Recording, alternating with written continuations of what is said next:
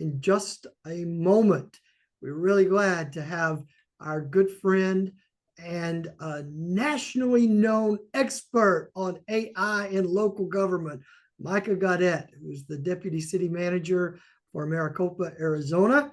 Micah, welcome again. So glad you're here with us today.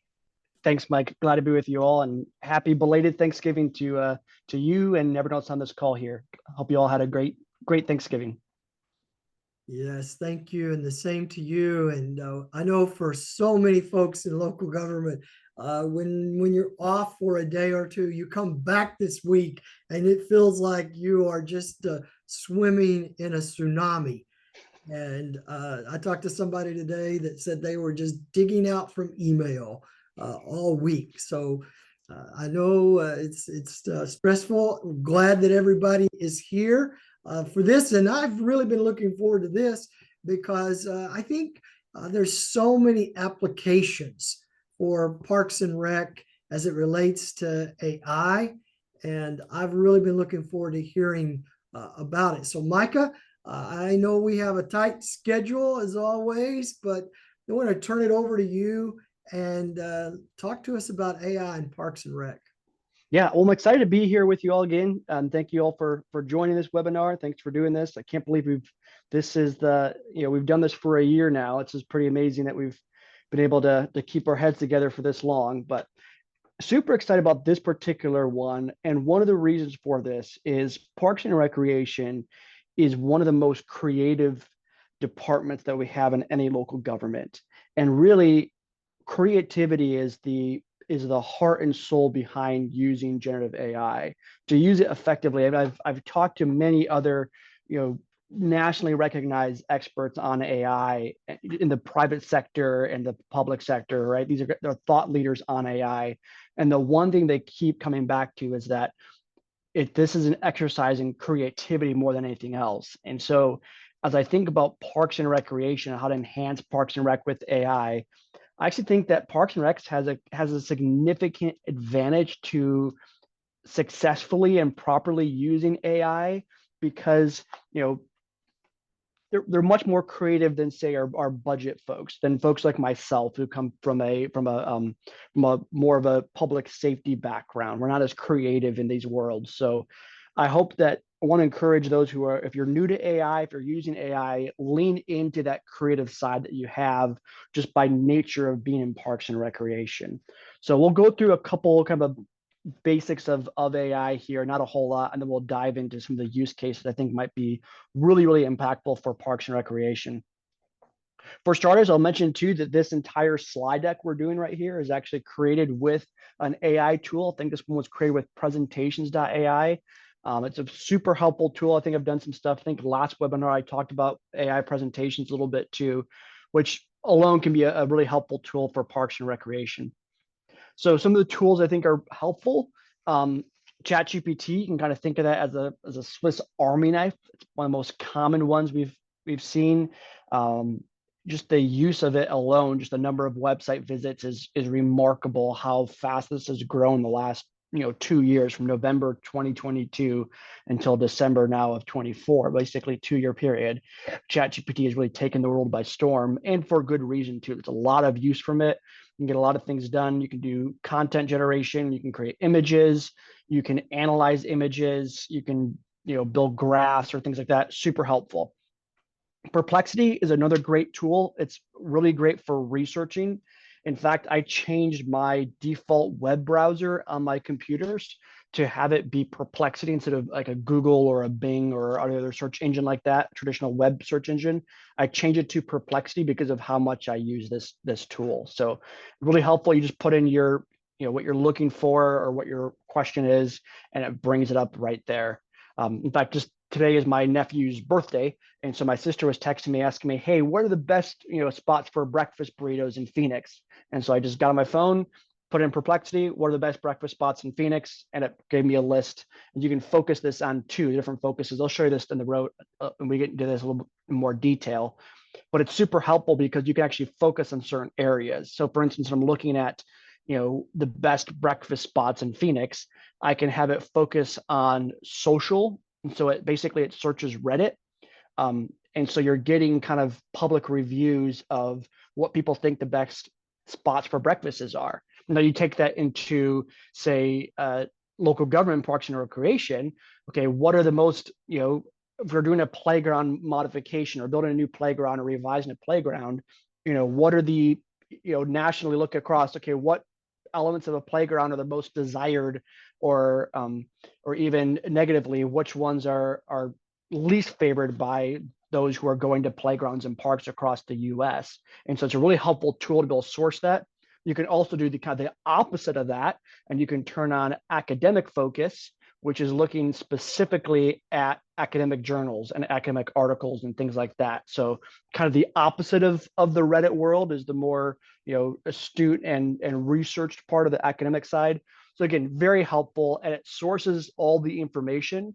And so you're not just getting generic generative AI speak per se. You'll get that too, but you can actually go and double check to make sure that, okay, this source is a good source, this is not a good source, or I agree with it, don't agree with it. It can be really, really helpful to be able to move past any perceived biases one with the other.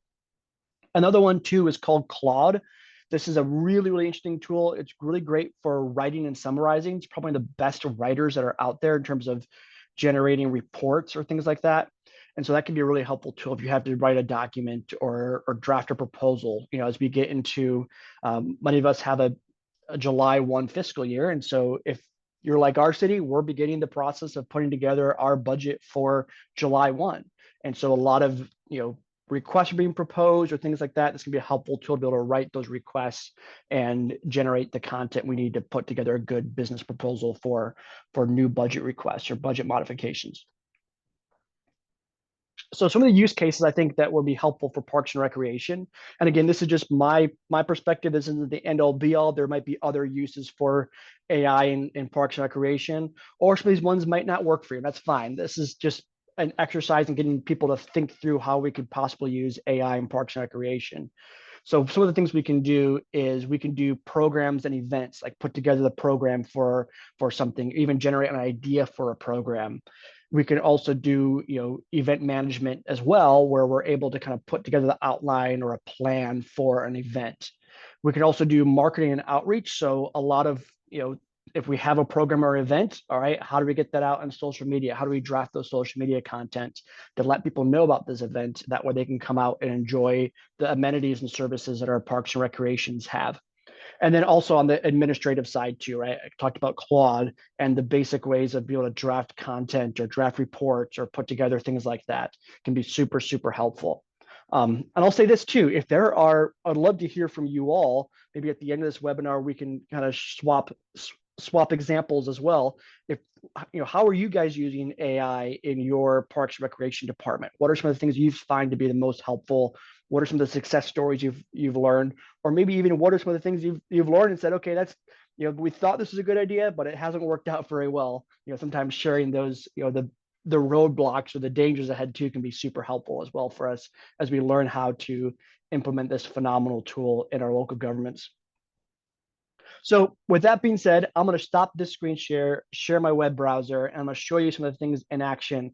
I'm actually do this too. I'm going to show you, talk about ChatGPT. I'll show you some stuff with that, show you some stuff with Perplexity.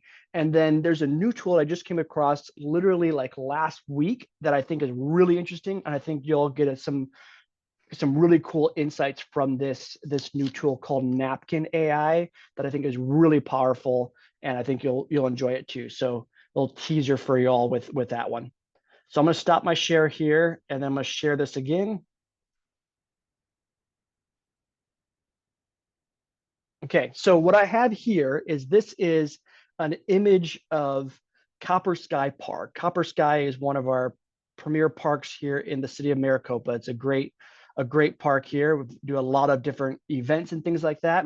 I'm going to show you just how powerful this ChatGPT tool is, and specifically the I think what it's called. I think it's called like image recognition or something like that, or image analysis.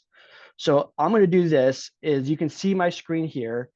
I'm going to take a snapshot or a snip of this Copper Sky Park. That's all I'm doing. There's nothing else beyond this, just the Copper Sky Park right here. I'm going to copy this guy. copy. And then I'm going to go over to ChatGPT. Okay, I'm going to paste that picture in there. So basically, that's a screenshot of the Google Earth map that you just saw right there. And so I'm gonna give it a prompt, and with the prompt I'm gonna do is I'm gonna give it some context, give it some direction, and go from there, as you'll see here. So I'm gonna say I'm a helpful if I could type Parks Director for the city of Maricopa, and I want to plan a Christmas event at Copper Sky Park. We expect about 5 to 10,000 people in attendance for the 4-hour event on the evening of December 17th. I need help planning out where to stage vendor booths, food trucks. Let's see here, amenities, portable restrooms, and a traffic plan for this event. Okay, so I'm going to hit enter and show you what this will come up with. And again, you can see that it's just the image of Copper Sky Park. That's all it is. So it's going to propose a layout for the event. So vendor booths, maybe put it at fields 3, 2, and 1. Food trucks, central lot there. Amenities, portable restrooms. For a traffic plan, it says use MLK Boulevard as a primary entry and exit point. Parking management, use all available parking lots from the park. Designate overflow parking areas if needed to provide clear signage.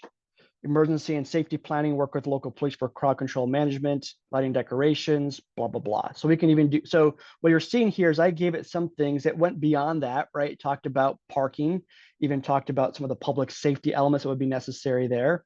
So we could say, if we're looking at the parking side of things, if I'm looking for, we find that again here, parking management, I can go here, highlight this right here, hit the ellipse, this little quotation, say, where should the overflow parking be located?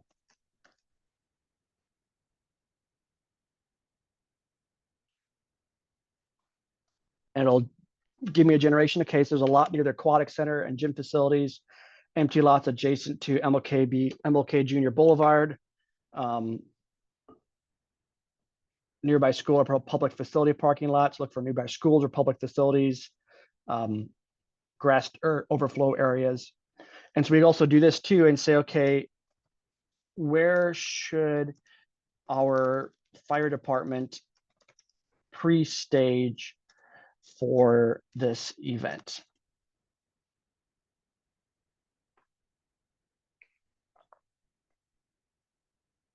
So a primary pre-stage location near the entrance of MLK Junior Boulevard, pre-stage location, other places too.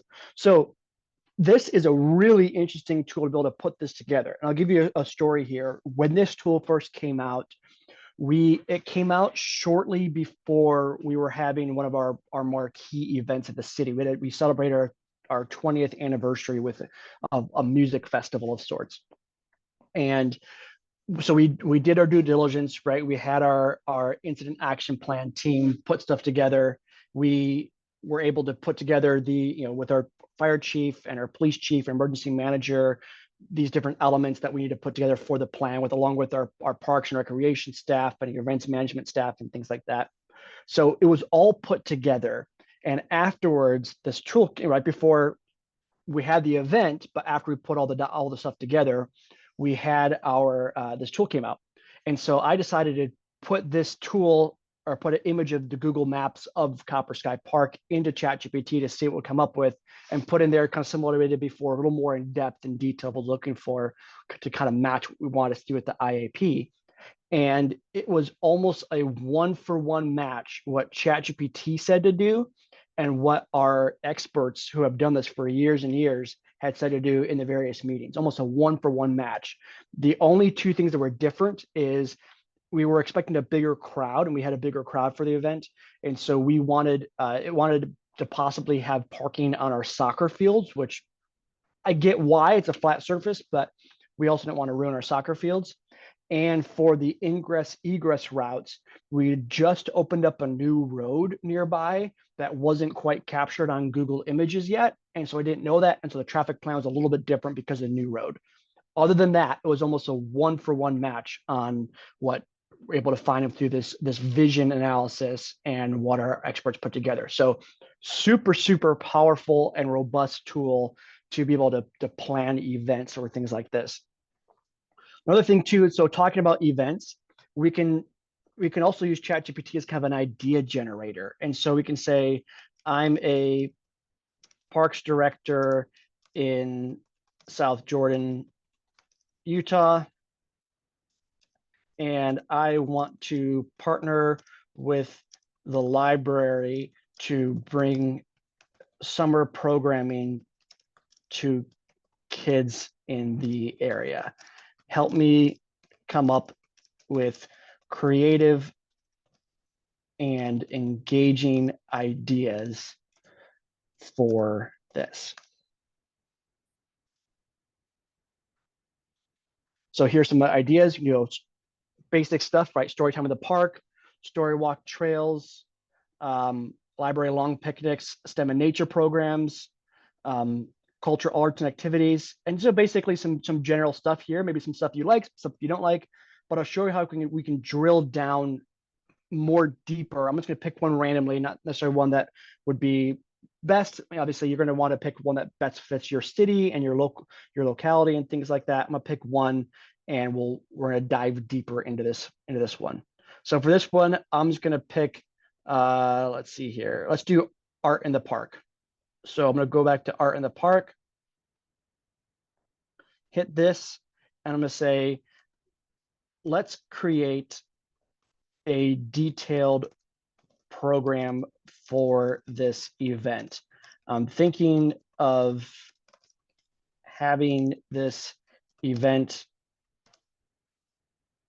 let's say, once every other week on a Friday afternoon around 12 p.m., focusing on the age groups of 4 to 11 years old. And again, just random ones. Those of you who actually work in Parks Recreation might look at this and say, that's a horrible age group to put together. I don't know. So I'm randomly doing this, so don't read too much into it. But what I want to see is how we can go from this idea into a detailed plan here. So here we go. We have the structure, so about a 2-hour structure. And so it's going to give you, okay, here's the outline, introduction, hands-on art creation. We can go detailed into the full outline of this program. And we can also say, okay, after this is done, we can say, okay, what tools do I need? What kind of staffing do I need to put this together to be successful? So let's take a look at this and say, okay, if we expect 20 to 50 kids per event, what staffing do I need? And also, what materials will I need for this?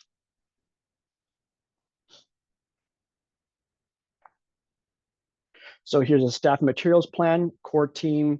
So it's going to give you your team of what you might need for this event. Librarians or storytime readers, program coordinator, art activity leaders, volunteers. So it gives you an idea of how much you might need. Obviously, you might adjust this based on your staffing and what you think is appropriate for you, but gives you a good basic idea. So for these types of things, we're going to need some shades or canopies, some story time area, large picnic blankets or floor mats for kids to sit during story time, art supplies, and things like that. And let's say, for example, okay, we have our art supplies, we have blankets, but we don't have any shade tents or canopies. So I'm going to highlight this right here. I'm going to hit this ellipses again and say, how big should the tents be? You'll see what I'm going to do here in a second, where I'm going to go with this after it's done generating everything here. You just see all the different supplies that it's putting together.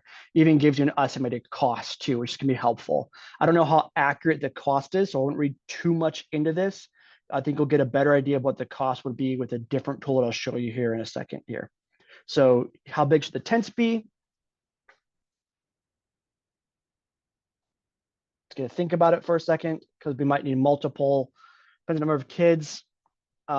Story group time, accommodate 50 kids seated in blankets or maps, maybe 20 by 20. We could also use multiple 10 by 10 tents, art stations, another 1 by 20 by 30. And so ideal will be 600 to 700 square feet, 20 by 30 for activities, plus 10 by 10 for the library for tent space. So this is where we take this thing right here. Okay, we need a tents that are about 20 by 30 in size or 20 by 20. I'm going to go to Perplexity. And this is Perplex right here. And I can say, how much does it cost to rent a 20 by 30 tent in South Jordan, Utah area?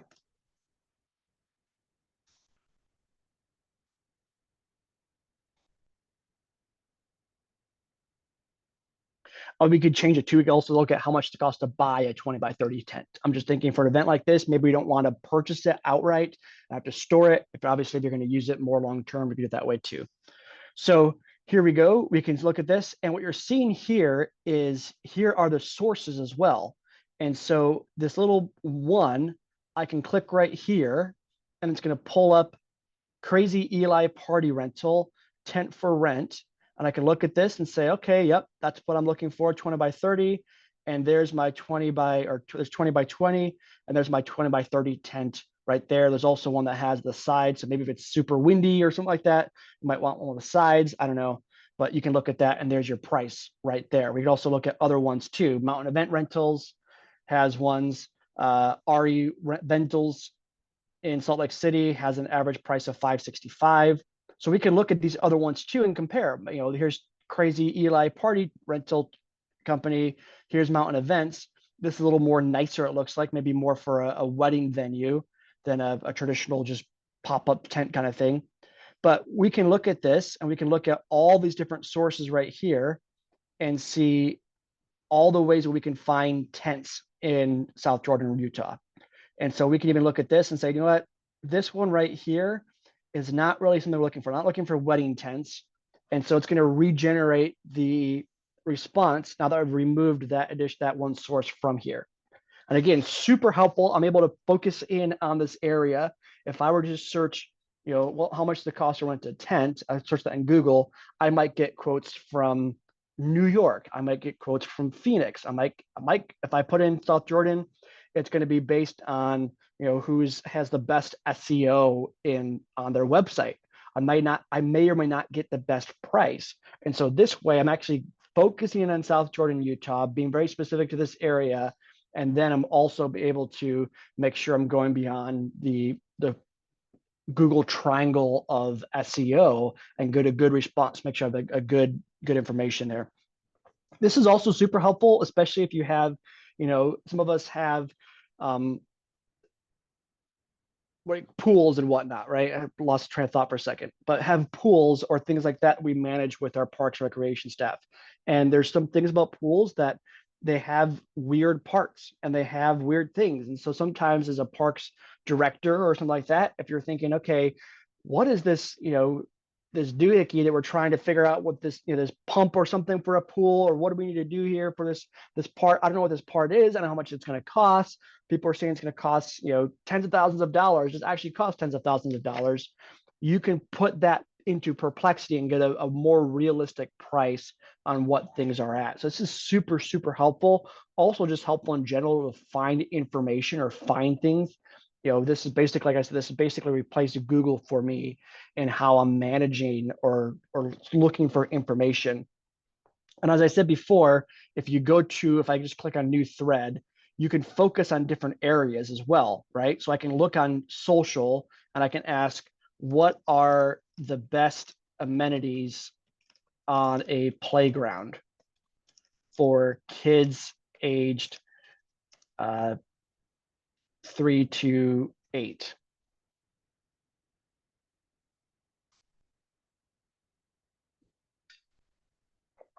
And again, this is searching just social media, but it can be this is where it can be super helpful to know what are the best amenities for these different things. So swings, slides, climbing structures, sandboxes, water play areas, additional features, musical instruments, balance beams and spinners, nature play areas, shaded areas, or things like that. We could also do the same thing too. So if I go to new thread again, and this time focus on the academic, I can say, what are the best playground amenities for parents to interact with their children at parks? And this is going to give a more focused, maybe it's more researched element here too. So you can balance the two things out. So parent-child interaction, it's going to look at this, think it through, summarize the gathered information, and hopefully come up with something. And that maybe it's something that hasn't been researched. So maybe it's any of you working on your doctorate program, maybe you could look at this too. Okay, here we go. Multi-user equipment, interactive play structures, tandem swings or face-to-face swings, climbing structures, treehouse style structures, multiple levels, sensory and educational elements, also fitness-oriented amenities. And so you can kind of take these two things together and say, okay, hey, one of the things that the social media talked about enjoying for playgrounds is swings, right? And so maybe instead of just having a swing, if you want to have a more interactive element and the parent-child interaction more and promote that, you could look at doing the tandem swings or something like that, and you have some more research and information behind that. Super helpful. So the other thing I want to show you too is this new tool I came across, and again, I think it's super interesting, super helpful. This is called Napkin AI. And I'm going to sign in here and I'll show you some stuff on what Napkin looks like and how I think this can be super helpful when putting together, especially if you're putting together a kind of proposal or anything like that, can be super helpful.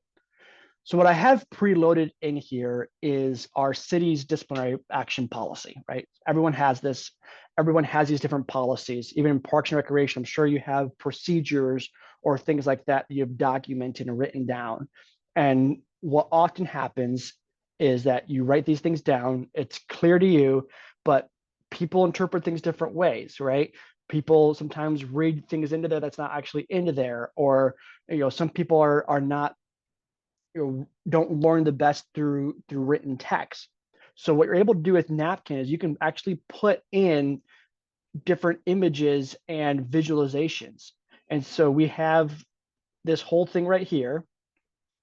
And what I was able to do is I'll highlight some areas here, and we can actually look at the different disciplinary policies or disciplinary action here. So I'm going to copy the types of discipline right here. I'm going to copy this whole thing all the way down to right there and have it generate an image for me based on these different types of these are actually the steps before the disciplinary process. So types of discipline, it creates this image for me. I can change the different images. I can change this here, different styles. And here is, I'll just pick this one for now. So now we have a flow of what this actually looks like. And so if you're a new supervisor or you're looking at a procedure or something like this can be a super helpful way to actually visualize, okay, what are the steps I take in these different processes? Where do I go here? Where to go there? If I scroll down further, I'll show you this as well, because I have one already put together here. This is the progression of disciplinary actions. And so you can see here we have all of the steps outlined right here in one sheet. So instead of having to read through the entire document, it's right here, simplistic form for people to kind of quickly digest and understand. If we scroll down further, we also have, you can put it in a roadmap as well too. So a lot of us in these different things have appeal procedures. And again, this is more HR related, but I think we can understand how this would apply to really any type of SOP, any type of procedure that we've documented. We can put that into this tool called Napkin and have it create these different processes and things like that. So we can look at file appeal, term of jurisdiction, all the way through that way. We can also do it from scratch too. So we'll draft them with AI, and I'm going to say a proposal for a new park in the city of Surprise, Arizona, with traditional playground amenities, pickleball courts, and soccer fields. And it's going to create something very, very similar to what ChatGPT would create. So it's going to be, the text be very similar to that, but you'll see where we can actually do some really cool things here.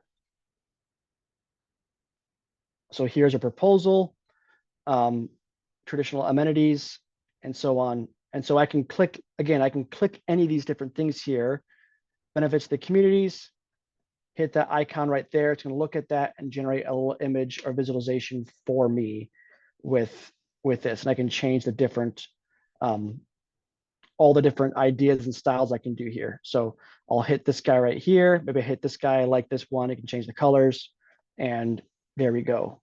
And I can take this, and instead of just having to, if I'm say I'm making this proposal to a council or something like that, or to the executive team of the city, I can have this image there and talk to what's going on, because everybody likes pictures and images and visualizations more than we just like reading stuff off of text or off of a slide presentation.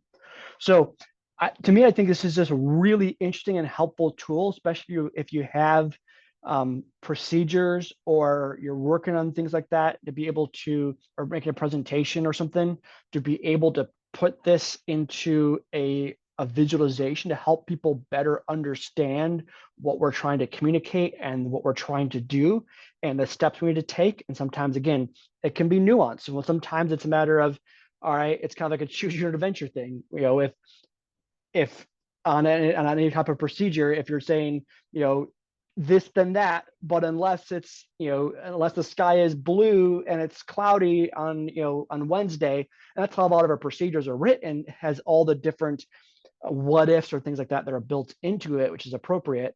But it can be helpful because that can be confusing written in text format. It can be helpful to have a tool like this to be able to explain it visually to, you know, new employees, to new supervisors, and whatnot.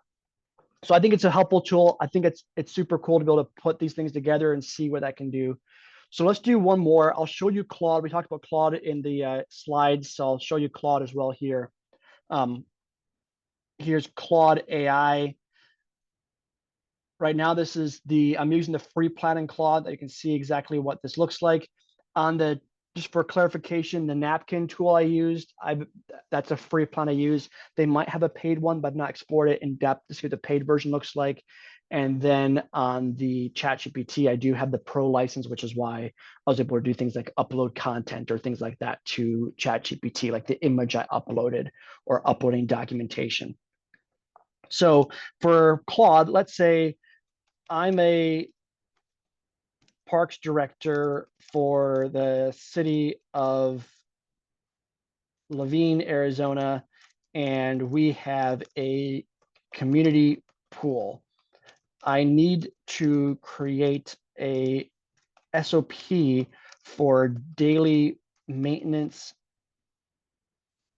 of the pool to ensure we keep it in good working order. I also want to include a, which I think I want to include a 6-month plan for maintenance for some of the bigger items as well.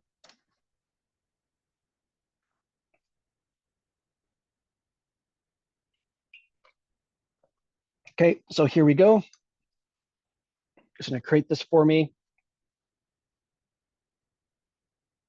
And it'll create a pretty robust plan for me that I can provide to, say, a new staff member who's overseeing this, or an employee might be overseeing this.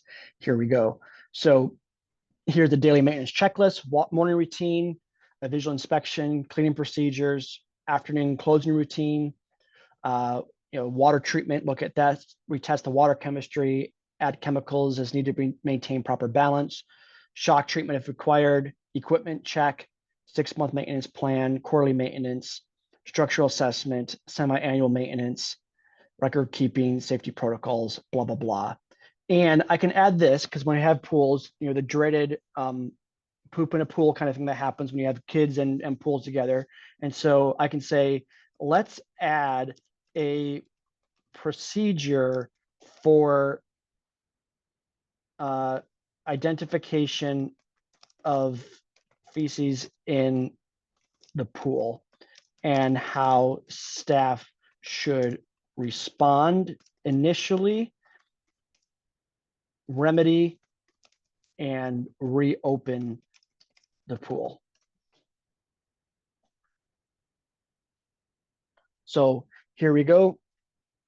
And it's going to give me the whole thing of what we should do there and things like that. Even to the point too, if you see this, I'll scroll up here, even talks about the chemical treatment, right? Raise chlorine to 20 ppm, maintain a pH balance between 7.2 to 7.5, keep elevated chlorine levels for a minimum of 12.75 hours, maintain water temperature above 77 degrees Fahrenheit during treatment, and then the verification. So here we have a detailed plan for this. And so if you're looking at, okay, what should our pool policies be? Or what should that look like? How do we do that? We also do other things too, besides, fecal incidents. We can say, create a procedure for lost children at a park and how to notify parents if the parents notify the park of a lost child,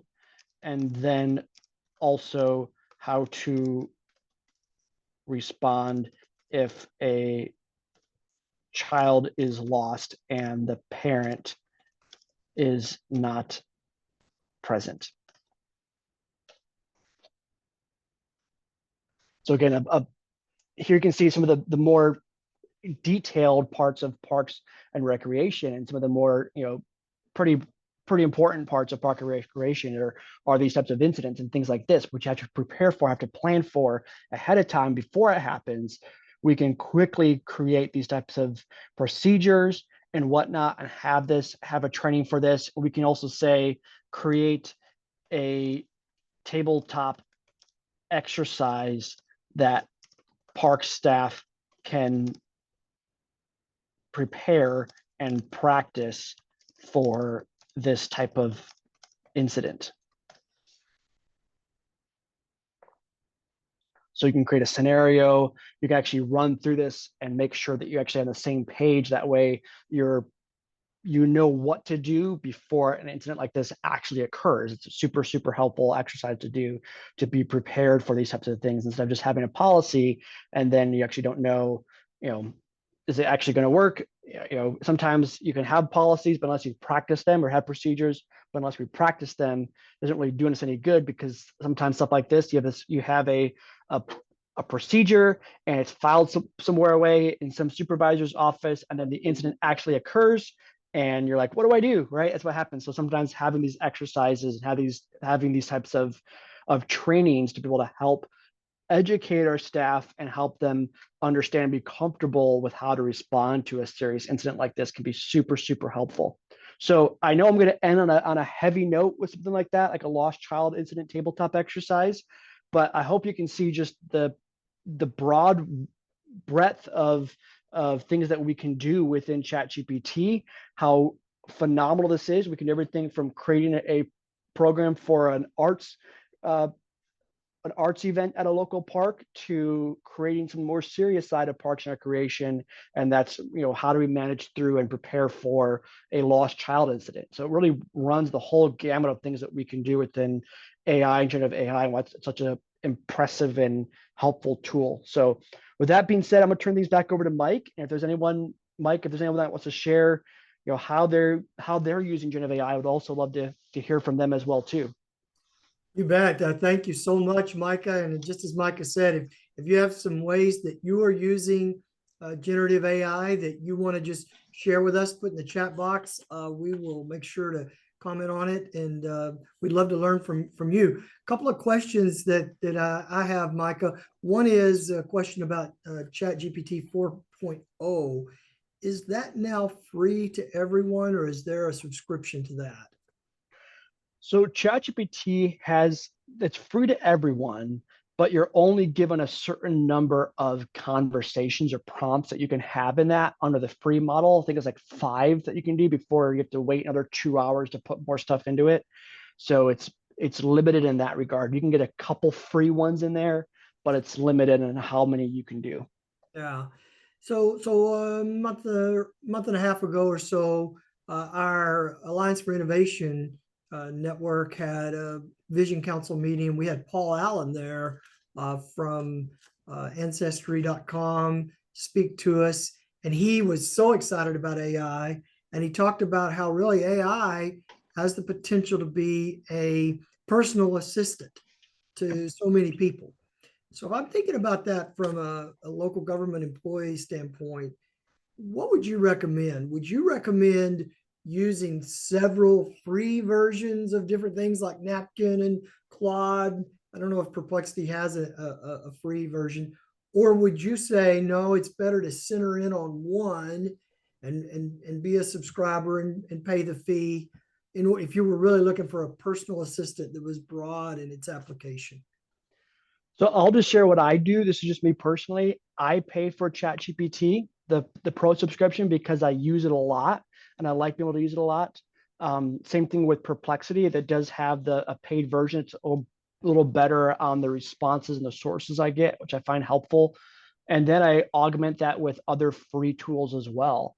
In fact, sometimes what I do in Perplexity is I say, is there an AI tool that can do such and such? And it'll only tell me yes or no or whatever, right? So I'll do it that way as well. But I think it can be, I'm not brand loyal to any of these different programs at all. I think they all have different use cases and different things they can do. And so it's really just find the right tool for the right job, like anything else. Well, Micah, I can't thank you enough for another really dynamic presentation. And we're looking forward. We won't do this in January with Micah because January 1st is the first Wednesday. And, probably you're going to be off and watching football or doing something. But beginning in February, the first Wednesday of every February, Micah will be with us again. We'll be talking about AI in maybe a more general sense as it relates to local government. What's new, not so specific to departments like we've done. You can watch all of these on SGR's YouTube channel. I really encourage you to do that. But Micah, we can't wait for February of 25 to hear more from you about this. All right. Well, thank you, Mike. Thanks for joining us today. You bet. Thank you, everyone. And let me encourage you, if you haven't already done so, to register for next week's webinar. It's the last webinar of the year. It will be Randy Mayu doing an executive book briefing on The Revenge of the Tipping Point by Malcolm Gladwell. And so probably you've read something or know something about Gladwell. One of his most popular books was The Tipping Point. And he's just come out a few months ago with The Revenge of the Tipping Point and a new way to look at it. I can't wait to hear Randy do that presentation. I hope that you will join us for it. So thanks to everyone that's been a part of making this possible, especially you, Micah. And thank you, everyone that's joined us. And we wish you the best, and we'll see you down the road.